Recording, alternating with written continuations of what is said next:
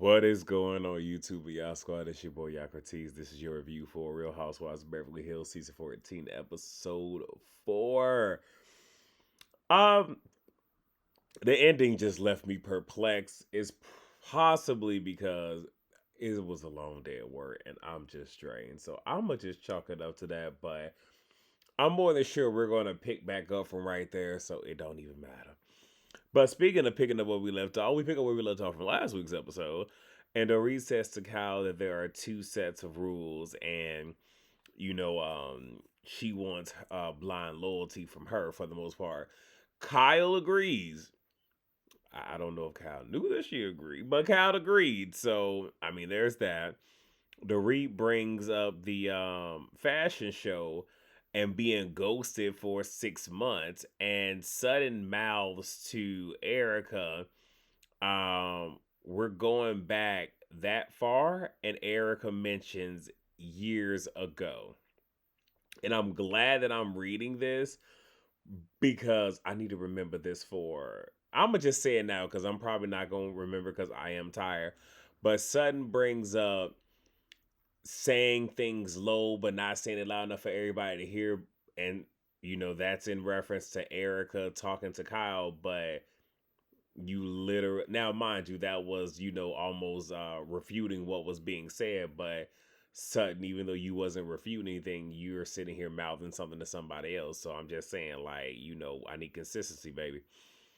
Dorit brings up Kyle doing the same thing to her um with an event that she did, but then in the confessional, saying, is this Paris or whatever? No, it's not, right?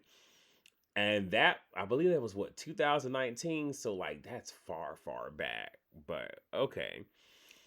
Doris says that, she gave her grace for the last 2 years. Excuse me, I'm so sorry. Um, but she's pushed her too far. You don't get to pick when you want to be a friend and when you want to ice me out. Did you get mad at Erica? And that was in reference to the whole, text message thing, this, that, and the third, kind of run down some things. And Kyle says, no, that was a one time thing. Then Dorit brings up, okay, well, what about watch what happens live? Now, right here, Dorit, I get what you're doing. I see what you're doing. You're trying to prove a point, and I get it. But this should have been one of those things where before you went this far, because you knew this was in your arsenal, why didn't you talk to Erica about it? Because now you're putting Erica in a real crazy position to where if Erica was to, snap off, I really wouldn't be mad. Like, I'm just saying, like, I don't know. And I would feel differently if Erica was jumping in trying to, like defend Cal, this, that, and the third. Then it's like, all right, cool, bet. Let me air it all out. But that isn't what happened. So, I don't know. But Erica pretty much defends what she's saying by saying, like, look, I felt like, um, I was pretty much getting, the brunt of a lot of stuff. So I was hoping that when we all reconvene that it was going to be shared amongst everybody. So Erica is pretty much playing the middle, which if Erica really wanted to, I mean, she could have turned up, but she didn't. So okay. So Sutton speaks up and says, she experienced the same thing with Kyle, and says to Kyle that you admitted that you do these things, advise people out and whatnot, and said, and then like you said that this is something that you need to work on. We get the flashback. Kyle does, say that yes, that is something that I need to work on. So Kyle apologizes, admits that she needs to work on herself. Dorit apologizes, but Kyle doesn't feel that it's sincere. Um, and Cal says Dorit doesn't just say sorry. And it's at this point that Garcelle seconds what Kyle just said, and Dorit was like, yeah, I don't expect you to agree with me, and I expect you to agree with Kyle because I'm not your favorite person. I'm not even gonna lie to you. I do, but don't know how to feel about this because this is one of those where it's clear, okay, I'm on this trip. I need some camera time, so let me say something. But you don't have to. Right? And like I understood why Erica spoke because she was defending herself. I understood why Sutton spoke because it's like, hey, we had a conversation that's along these same lines, and you did say you need to work on it, trying to nudge those two back together. For Garcelle, to me, it just came off very divisive. Like you're trying to divide right now. And here's the thing, I get it. You don't see it for Dorit. I get it. Right? Y'all know I'm petty. I'm a blunt, sarcastic, petty, uncompromising, stubborn asshole. I've said that, but at the same exact time, though, for real, if I don't mess with somebody, I'm just not even finna go there. Like I'm gonna just sit there and eat my food because they talk about some they couldn't eat their food because it was getting cold. Couldn't have been me. Like I ain't even got nothing to say. Like unless you sit here and talk about some crazy absurd stuff, then it's like, all right, hold on. But most of the time, I ain't got nothing to say.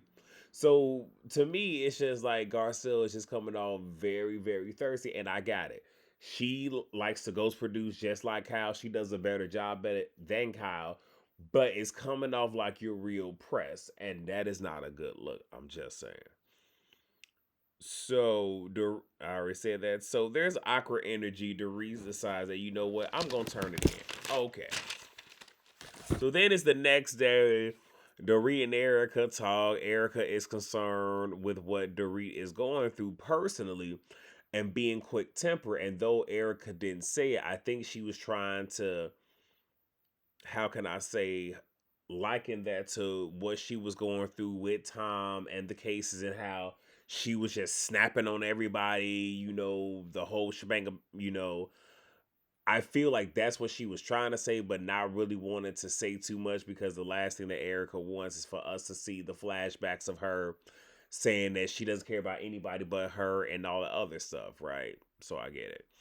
We get Kyle, Jen, and Kathy. Jen is like, says to Kyle, I enjoy you and Dorit going back and forth. It was like, watching tennis.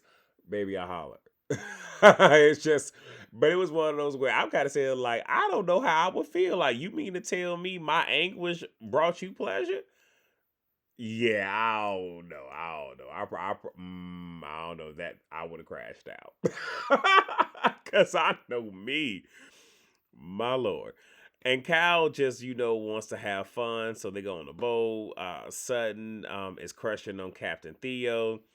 Kathy is telling the chef, how he should probably barbecue the lobster. And I know what she was trying to say because she said she barbecues. All she was trying to say is don't have it on the direct heat, but have it on the rack, which is indirect heat. I'm not a griller, but I know what she was trying to say. But Kyle is just like, that's my sister. She's bossy, controlling, all that good stuff. So let me see. They talk allergies and whatnot, and mouths being dry, and then that's because you're talking too much. I don't know I might have been reading it too much into it. Moving on. They asked Kyle to read about last night. Dorit feels better, that she got everything off her chest, but says that she loves Kyle. Kyle cries because they're both pretty much going through so much, literally the same exact thing. Dorit says that it's crazy because while our respective men are, because again, both groups are going through the same thing, but while their men are getting closer, they're drifting further apart. And they apologize, and there, like I said, there was sincerity there. So I guess we're not gonna be stuck on this train much longer, which is good because I was even saying last week I don't know if I can do this for episodes on end. I just don't know. So that's good. So we get Garcelle and Kyle. Kyle feels better, and they're going in the right direction. Garcelle shares that she's trying to figure out who she is as a woman, what she wants in life right now, especially given the fact that her boys are on the way out. And I can appreciate well, actually the two sets of conversations, but this one right here because Kyle is literally going through that right now. So it's nice that those two are able to bond over that beautiful thing. And then Cal brings up that PK been reaching out to her, baby. Why she say that? I can't wait to see how Dorit is gonna take this because let's keep it above. If Mauricio was reaching out to Dorit, Kyle will have a whole conniption, especially given the fact that everybody was saying for so long that Mauricio and Dorit allegedly had a thing going on. So then we get Sutton and Dorit. Sutton says that she's been where Dorit is, and Dorit can lean on her. Lets her know that from when she and her husband said they were getting a divorce, it took 3 years. It's exhausting. Her child was around the same age as Jagger, so really saying like I know you can reach out to me the whole shebang. And Dorit has never felt so alone or lonely, and she never expected this support from Sutton. We gonna see because it seems like it's gonna be a little bit short lived. Bozeman is talking to Kathy and Jen about her new man. I did not catch his name. Sorry.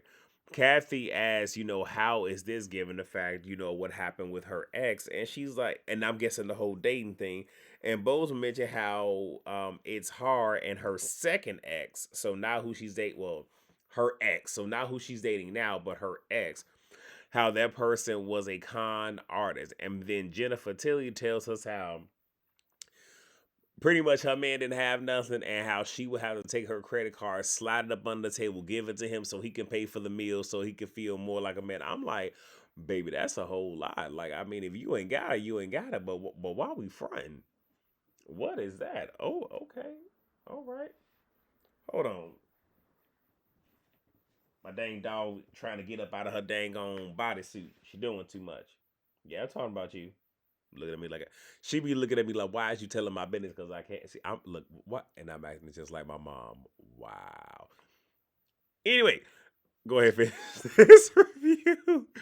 Um, Let me see. Kathy has Theo like pick Sutton up and take her down the stairs. Sutton is so floored.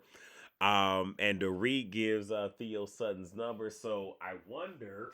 Oh, and I just ripped her thing. Oh crap. I'm trying to readjust and I ripped it. Oh well, she'll be coming out of it this weekend anyway when she get her stitch removed. I'm sorry. So Sudden, it just those little quick scenes is trying to use her nasal spray and it's pretty much out of spray. Been there, done that. I know how that feel. It sucks. Um, Let me see. So they're at dinner. Garcelle asks Dorit about a post that Teddy had shared, and Dorit says that she was tagged in it, and she reposted it. Garcelle brings up her saying that they are not friends. Dorit says that no, I said we're friends, but we're not close. Pretty much a contradiction because she said two different things. Again, I'm not finna get too tied up into that because I get it. Okay, something was posted, needs to be brought up. We need some type of, tension or whatever for the show. Again, at this point, Garcia, it just looks like you press. And I don't like that for you. I really don't. But anyway, what else? Dorit says she doesn't remember what she said, but means that they're friends, but they're not really close. Dorit also says, I'm sorry. Wait a minute. I put here snaps at Sun because she knew exactly what she was talking about. Sun doesn't feel like she's getting hurt. Oh, I'm sorry. This is after the dinner. I'm so sorry. Is it after the dinner? Y'all, I'm tired. Yeah, this is after then. This is them on the bus. I'm sorry. So let me go back. I'm sorry because I didn't jump and skip. Let me go back up. So after Dorit says, they're friends but not close, Sutton has the girl stand up. She reads a speech to the girls. They laugh and everything. And she ties their hands together. So they're on a bus. There we go. Sutton says that she didn't sleep well and says, they can have disagreements, but should be able to come back together. She brings up Erica whispering, to Kyle and how, that wasn't cool. Like, you're whispering low, but you're saying it loud enough for people to hear. Dorit doesn't remember, exactly what she said, but, meant that, their friends just not close. Dorit snaps at Sutton because she knows exactly what she's talking about. Sutton doesn't feel like she's getting her point across. Garcelle says they should be able to be open and honest with one another, and Dorit feels like this is a different Sutton and feels like Sutton just likes to jump at her. But in this particular instance, again, one Sutton, I feel like even though it's not the same thing, the fact that you and Erica were mouthing to each other earlier, a little bit hypocritical, but at the same exact time, Dorit, like, she really was trying to defend you and just trying to let you know, like, people are sitting here talking about you but not talking to you. But it is what it is. But that's pretty much it. That's all I got. I'm tired. I'm pretty sure y'all can tell. I've yawned and all the other stuff, but that ain't the point. So that is all that I have for you. Something special might be happening Thursday. Stay tuned. I will do my best to get you bill collector from last week Friday morning, and if all goes well, if you don't get Friday's episode Friday night, you'll get it Saturday. So that is all that I have. Please rate, comment, subscribe, and share, and I will see you for the next video. Peace out.